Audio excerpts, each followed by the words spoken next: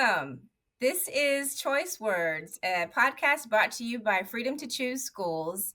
I am Jay Artist Wright, your host, and I'm excited to bring one of our guests on today, Jasmin Shaheed-Young with Indy RISE. I just want to dive right in because, Jasmin, you've got such an incredible background. You did a career transition, and I want to hear why you did that career transition. You're also a mom. I think that there's value in adding to this conversation what it means to be a parent in this education space. So, if you are ready, I would love to just dive right in. Tell us about Jasmin. Tell us about Rise Indy and a little bit about your background.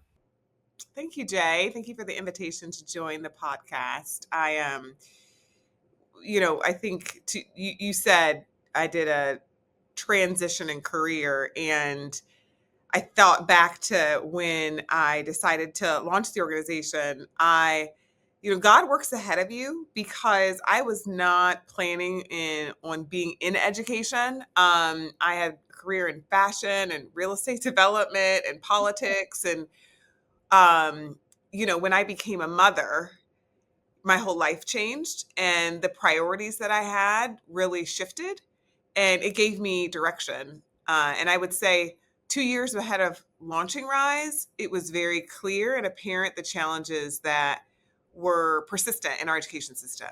And it wasn't until I had to make a selection for my daughter, our eldest daughter, to enter kindergarten. And I thought back to my parents' experience I went to the same school that my sisters went to. I got on a bus. It was my own school, and it was pretty easy, right, in terms of the choice my parents made to just send me to the school that I was zoned for. But as we are living in a time in the last 20 years, the expansion of choice has given parents with privilege and access a lot more choices. And so when my husband and I were considering a school for our oldest daughter, Zara, and looking at what are the options, because there's so many options and so many choices. But then when you think about the fact that we are Black, raising Black children, the options begin to dwindle some. Um, and when we looked at the options that were, our zone school, our neighborhood school, the neighborhood school was an F school. So we said, well, that's not where we're going to send our kid. And then the choice school was an A school. So we thought, oh, this is going to be easy. And so I remember walking into the school building, and I walked into that kindergarten class, and there were 22 kids in the class, and they were all white. There was no Latino child, no Asian child. They were all white children. And I remember thinking, how can I send my Black little girl here, my 5-year-old, in an environment in a school, in a classroom where she would be the only, and if that is how I felt as I entered the class and I saw that, I could only imagine what a 5-year-old would feel like. And then how the kids looked at me, I could see them and how they would look at my daughter. And when I looked at the scores, and then when I saw that the neighborhood school was an F, I then looked at, like, what are the demographics? And it was 99% Black children. And so to think within blocks of our home, we had an F school filled with Black kids, and we had the other choice of the A school with that kindergarten class of all white children. I was left to decide between a culturally affirming or academically enriching environment, which felt wrong. And it was so blatant and clear to me. And I'm thinking, why is no one else talking about this? Why does it feel like that there's a silence? And I knew, okay, the education system is challenging, public education is challenging, but that's on a whole nother level when you see that F school has less than 1% of students that are passing both math and language arts state assessment test. Right. And we're talking miles from each other. Blocks. It was 2 blocks west or 2 blocks east. Wow, that says so much, Jasmin. That says so much. And so that basically was the catalyst for Rise Indy. So, and I'm like, we got to do something. And 2 years later, launching the organization, it was really about how do we educate community on the challenge, let them see the challenges, disparities, and the gaps that currently exist in the system, and then give them the tools to say we can do something. We can do something to make this change. We can invest in policies that actually change conditions for students, all students. No, that is fantastic. And I love the fact that being a mom kind of sparked that for you, because I there is something to be said about when you become a parent or a guardian of a child and you're responsible for this young life that you want to basically have better options and a better life than you have, and it does change you. And so that's really courageous that you made that shift, because there are a lot of working moms specifically who can't do that, right? And so, and not even working moms, but stay-at-home moms who, like you mentioned, do not have the privilege to be able to say, this doesn't feel right, this doesn't look right. What are my options out there? So you really nailed a lot of why we wanted to talk about this, and specifically bring in people like you, Black moms specifically, who have who have points of privilege at times, but still have to deal with that dynamic of, if I send my child to a great school, will it be a culturally affirming education?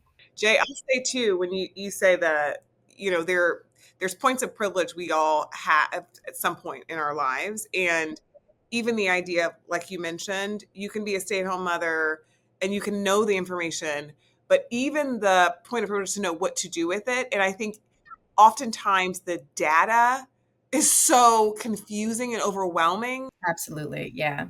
Feels like I don't even know what to do with this or how to decipher or what does this mean, because there's a lot of families that will, what you said, they'll say, okay, well, that was academically enriching, so I'll just send my kid there, because they're like, there is no other choice. But the more education that we have, the more we can really decipher the data and understand that, it really opens up opportunity for more parents to be engaged and for us to be working together in this fight for education justice. Right. And your experience basically is what we try to epitomize as school choice. Too often school choice becomes synonymous with vouchers. It doesn't sound like you used a voucher system. You exercised parent choice. You exercised, the options that you had available to you. How do you define school choice for yourself? And was that in your work and kind of like being in this space? Do you often find yourself having to battle with supporting school choice? I'm so glad that you mentioned this concept of like what is choice, because it can be weaponized to mean a lot of different things depending upon the audience. And when we say choice, we say options. When we say options, we are talking about public school education. And so from the lens from RISE, we're saying, how do we ensure that there are public school options? So that's traditional schools, that's charter schools, and that is a school that fits within the public school umbrella. When we say choice, we also believe choice and access need to be inextricably linked, because it's not a real choice if there's not access to that choice. And I give the example of transportation. So when we have a plethora of choices, but then that choice is within arm's reach of some and is miles away from others that lack a transportation solution that can allow them to access that choice, then it doesn't really feel like it's equitable choice, because there is no access. One of the platforms that we had at Rise was around parent choice, and we focused on transportation this last legislative session. And we said just that. When we're talking about transportation, we're talking about transportation access. We advocated for bipartisan support of a transportation bill that will service almost 46,000 students and provide additional access to almost 6,500. So those 6,500 students had very limited choices. They were only able to get to a few schools, but could not access the mass number of schools. So that this new pilot that is currently taking off this year after legislation passed is about ensuring that we have all public schools, charter, traditional. If you're a public school, then you are a part of now a unified transportation system that will allow for a kid to be able to be transported to any school of their choice. And the connection with the Democratic lawmakers, that's so important for us, because when we talk about state policy, we talk about education policy, we talk about student center policy. in order for it to truly be equitable, it requires both Dems and Republicans to be a part of that policy solution.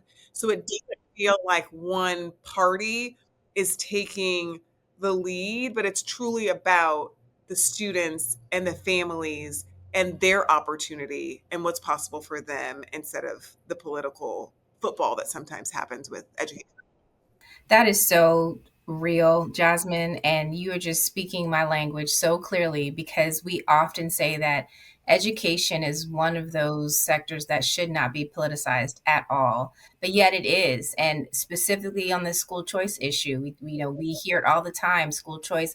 You have Democrats who will completely shy away from it because it's named school choice. And at the same time, you will have Republicans who totally view school choice as privatizing and don't see charters and micro schools and other options as a part of the choice movement. So it's really a mixed bag. And I'm so glad an organization like RISE Indy is not only out there talking with lawmakers, but also educating parents, because really that's where the power is in that dynamic. I want to get back to you as a parent, because one of the things that I think um, people miss is, what does excellence mean? Like you talked about access, right? And being able to have access. So as a parent, you had the access. You could drive a couple blocks away, send your child to school. If not, we got this policy now with transportation. But I'm curious to know, when we say school choice, or when you say school choice, what does excellence look like for you as a parent? So, yeah, we have in our vision statement around um, every child being able to attend an excellent public school.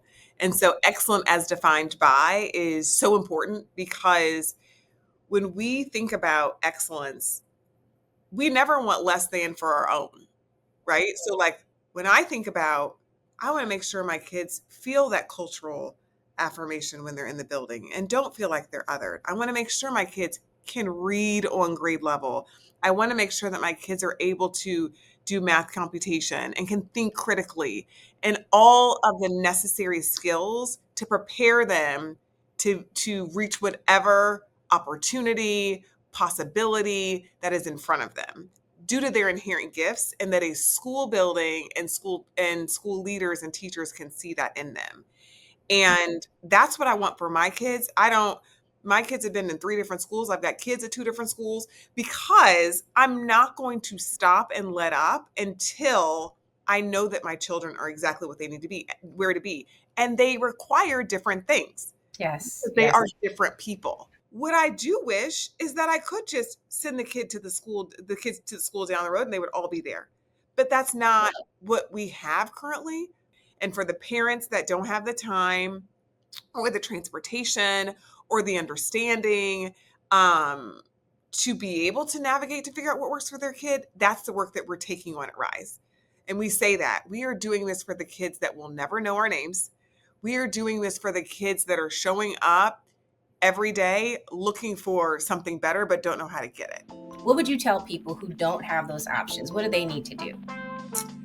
So, what I would tell a parent or a guardian who's like, I don't know how to navigate all the options. I think it requires us to become more civically engaged.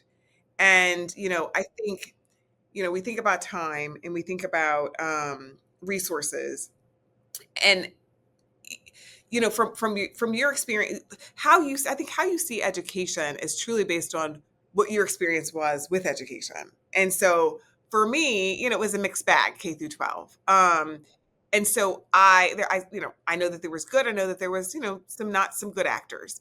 And so how I view education then for my own children is based through that lens.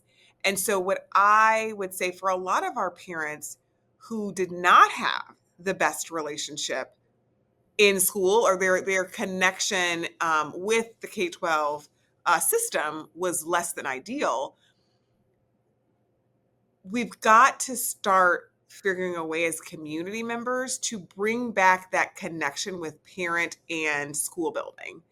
And the work that we've done in thinking about when were we doing really well in terms of Black families, when were they thriving? And we go back to Crispus Attucks, and it's a school that was the only Black high school before DSEG, and it was the premier high school because they had a poor building. Of course, they were under resourced, but they had the best teachers. And they also had the neighborhood aspect that felt like it was, you a part of me. It's not like we It's a separate, community. Yeah.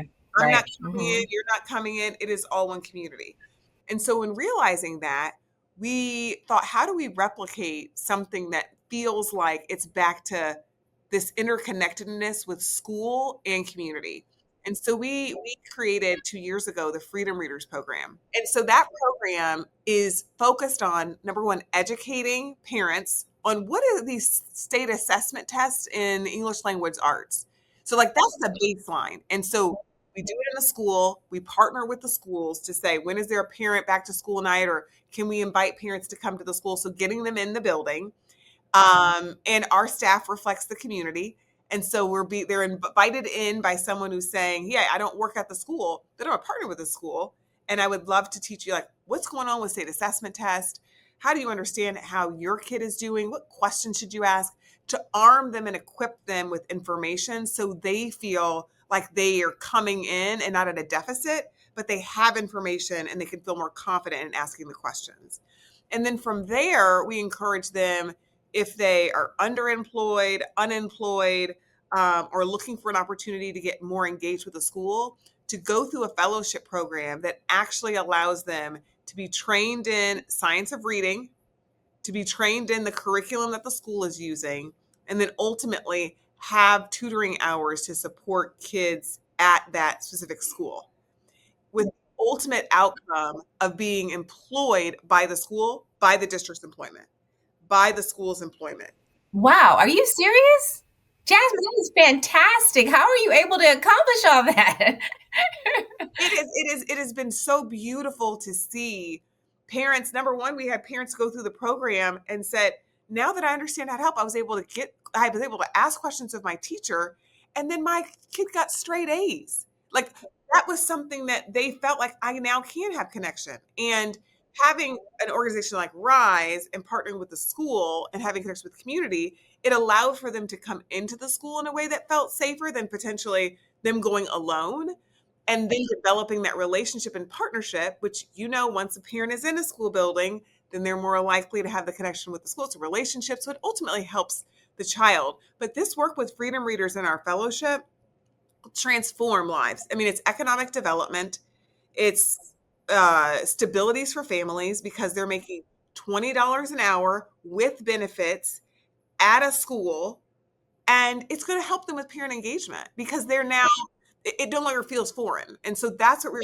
trying to unlock. When you say, what can we do, we've got to find opportunities as community leaders and advocates to get a comfort for the parent that never comes into the building, to have comfort with being in the building, and then arm them with information, and then liberate them with the ability to have employment.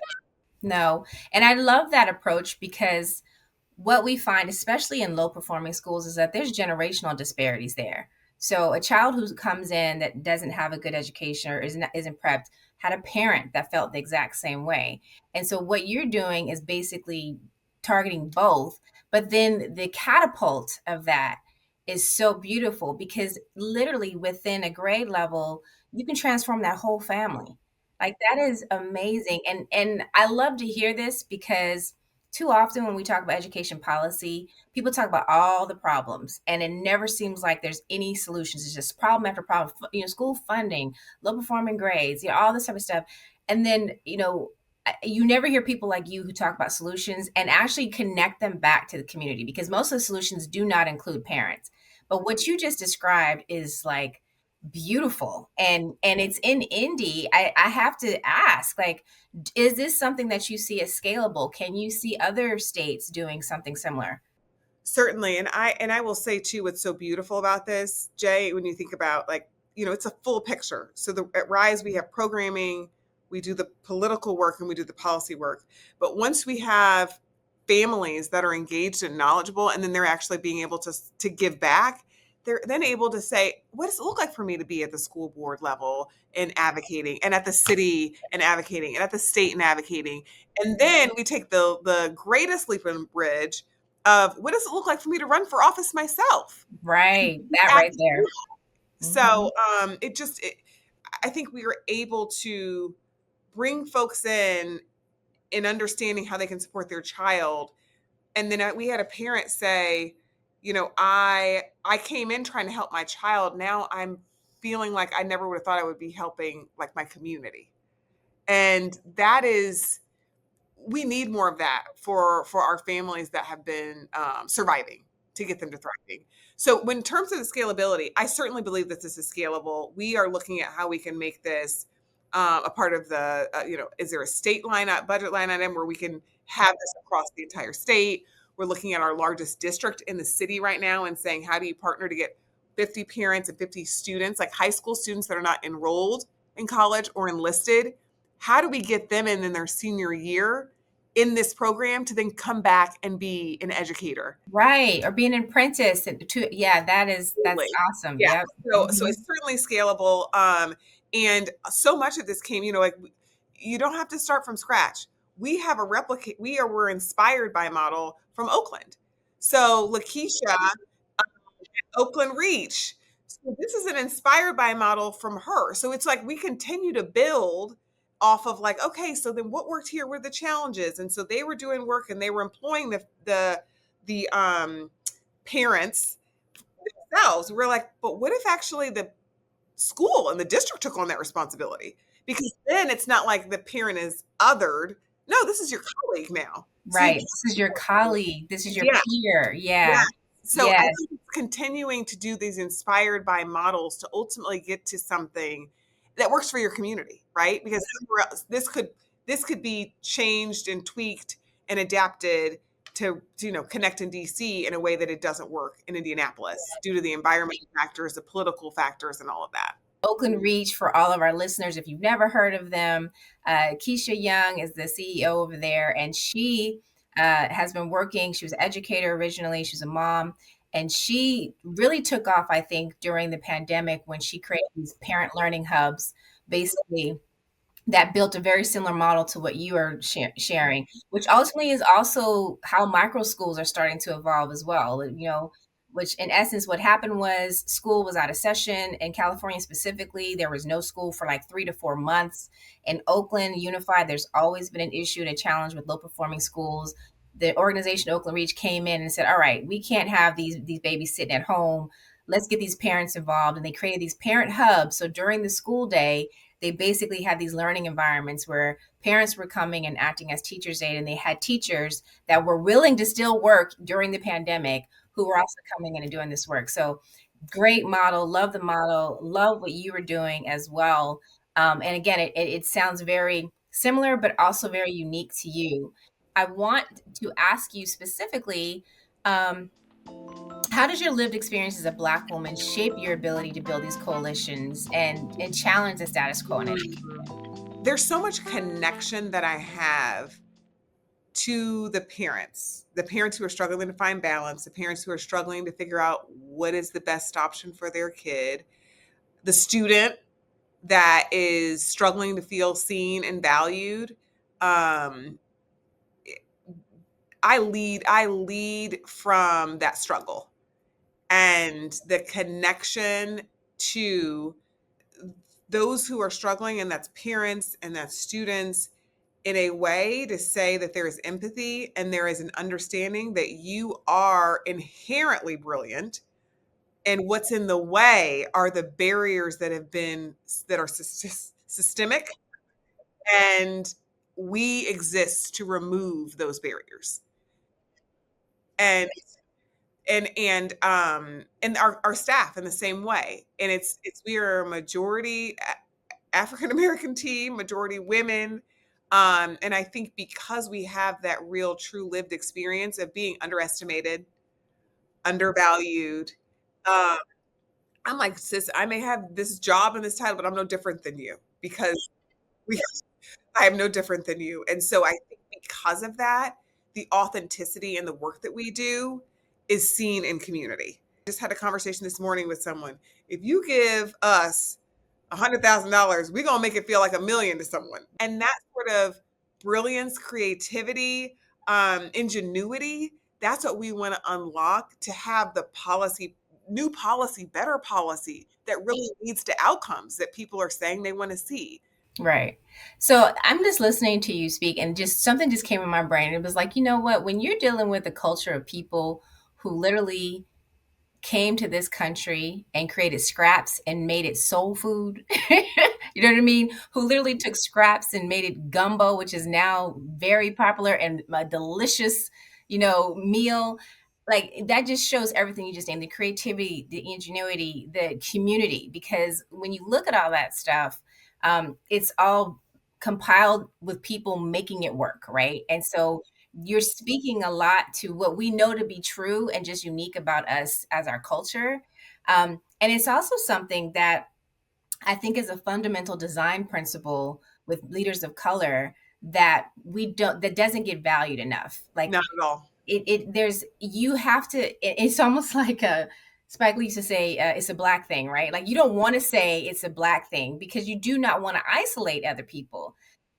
But you also have to be able to understand that what you just named, those lived experiences, that trust, that connection, that ability to do whatever it takes above and beyond with no limitations, it is a part of our DNA. It is embedded within us. We're gonna make it do what it do, period. Exactly. And it's not, and I love what you said, it's kind of like skipped over, but it's such a value that I think oftentimes either, politicians, philanthropy, companies don't understand that is invaluable.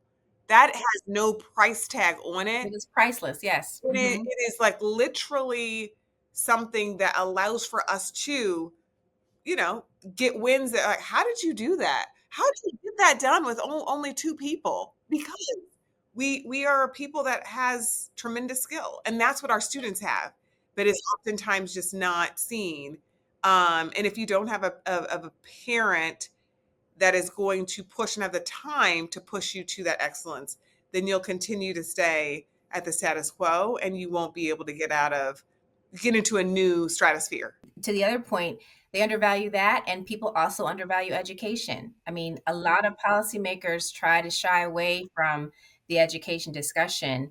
And what we are trying to make policymakers, specifically policymakers that are also of color, understand is that education is at the core of our economic mobility. It is a beacon for our communities. Like I mean, it is, I mean, and even, like I said, even outside of the Black or Latino community, when you look at communities, any type of community, is, let's go back historically, the schoolhouse, the building itself was always a center event in a town. And it was either, it was where your children went, it was where they were cared for. Like that building and that structure was a part of that. And even more so for us, like the schoolhouse and the church, they are like hand in hand within our communities, and they are safe havens, right? And so when you have something that's not working, where do parents go? What do they do? And it does break down that level of trust and understanding. And we need to, as communities and lawmakers specifically, need to understand we can't shy away from this anymore. Like, and the great thing about it is that we're now in a day and age where it's so vast and there's so many options. Like that edifice itself is now our screens. You know what I mean? It's now, maybe a coffee shop with like two or three moms, but that idea of having a safe haven for children to learn, be cared for, be heard, a place where parents feel like they can drop their kids off and they'll be taken care of, like that is still fundamental to every parent. Yeah. Yeah, I love that you brought up safety because that's something, when we talk about politics and we talk about power, and it's like parents are actually looking, we've gotten to a point now where folks really just care about safety. And that is so disheartening to know that parents, they're not talking about academics. They're not talking about uh choices for algebra, like college preparation. They're like, is the school safe? Is my child safe? Is my Hmm. child safe? And the fact that that now has become the floor, like we get to say, no, no, no. Your child's going to be safe, and they're going to learn, and they're going to be prepared to be better off than you are. Like, which we all want as We parents. all want that. Absolutely. It's interesting. So, choose schools. We did a poll. We did a poll last year, and it was right before the elections, and we wanted to get a sense of how African American and Latino swing voters in swing states felt about education. And what you just named was top of the list. The top priorities were safety and education and the economy. Those are the top priorities, right? And we sent that out because we were like, all right, these are swing states. Like this is what this is what your platform should be about, right? Of course, no one listened. It went unheard. Education kind of was swept under the rug a little bit. And now we came back this year. We just did a recent poll in July. The results just came out. Safety came up one more time. You know, education is still a platform. This time we broadened it. So it wasn't just in the swing states, it was just overall. But did a national poll, Black and Latino voters, how you felt about school, how you felt about choices. And across the board, percentage wise, it was education is priority for us. As a matter of fact, if they didn't feel like education was we asked a question around like, do you feel like education is getting better or worse? Obviously right now a lot of people feel like everything is getting worse. you know so I don't have to tell you that they were like, yes, it is getting worse, but at the same time it was like, okay, well, what are you going to do about it? But the reality is that they said, if this does not get better, I will be looking for other options. If this does not get better, I am going to pursue something else. Which is like, people I think too long have rested on the monopoly of like, we don't have to make different choices, right? That I'm telling you, I keep saying education is evolving. That does no longer exist. And really, our policymakers specifically cannot sweep education under the rug anymore as somebody else's issue. I want to give you an opportunity. One of the things that we often do in our podcast, we coined it choice words, which can be like a double entendre. It's talking about school choice, but it's also like, what words do you have to say for folks? Like, how do you feel like, what are choice words that you feel like you want people to know about your work, about you? Is there anything that comes to mind as we close out this podcast and you think about your work and where we are in this country? Yeah, thank you, Jay. Time went by so fast. You, it definitely felt like we were at brunch. Well, that's how it's supposed to be. Too bad we didn't have mimosa because that'd make it so much better. As you were talking about politicians actually showing up for the communities they're serving, I thought about vision and urgency. People are tired. People are tired, and they're tired of hearing what will be, and people want to see action. And I think we've got to, number one, get elected officials, or elected officials need to start working in urgency for the constituents they're serving. And I don't know how any politician, any elected official is able to see the scores that are impact, like the gaps, academic gaps between Black students, Latino students, white students, low income family, all of that. I don't know how politicians can continue to do this work and not be in extreme urgency. And we want to complain and be reactive. But what does it look like to create a vision for what is? So instead of saying what we're not for, what are we for? And how are we creating a vision for our communities that says, what do we want 2050 to look like? Where's our plan? Where's our project? Yes, exactly. Mhm. And we need to say, this is what is will be true. And how do we stay focused and disciplined on the milestones that are necessary to see our 2050 vision? Well, first of all, 2050 is too far out. Like, what is our 2030 plan? You know what I mean? And like, damn, 2050. I'm like, how am I going to be in 2050? Like, you know what I mean? Like, that's too many generations removed. Jay, that plan that they had, they started that in the 80s. They started that in the 80s. Thank you so much for naming that. They started in the 80s and it became a sense of urgency when Barack Obama became president. Absolutely. Let's accelerate. So where is our plan to say this is what we want to be true, and get elected officials on board and get community on board and give possibility back to those who have been in survival, because when you're in survival, you have no time for vision. Yes, when you're in survival, you can't be in vision. If that is not the choice word of the day, I don't know what is, because it is so true, because you just become exhausted. And I have experienced it my own self, just not even having the creative liberty and freedom because I'm just trying to survive, which is what you just named. So I can only imagine what our families feel like, what our lawmakers may even feel like. Jasmine, as we close out, how do you want people to be able to find you? How can we connect with you? How can we elevate and amplify the work that you're doing? You can find us on riseindy.org. We're same Rise Indy on Facebook, socials, and yeah, I mean, continue to talk about the work that you're doing. Allow for us to know if you're leading an organization or if you're a leader in a state coalition. We'd love to hear about what you're doing. We only get better when we hear about successes other places. So that's what I would ask. Reach out to me on riseindy.org. Thanks for listening to Choice Words. Subscribe, rate, and share this episode so more people can learn how to champion fair access to quality school options in their community.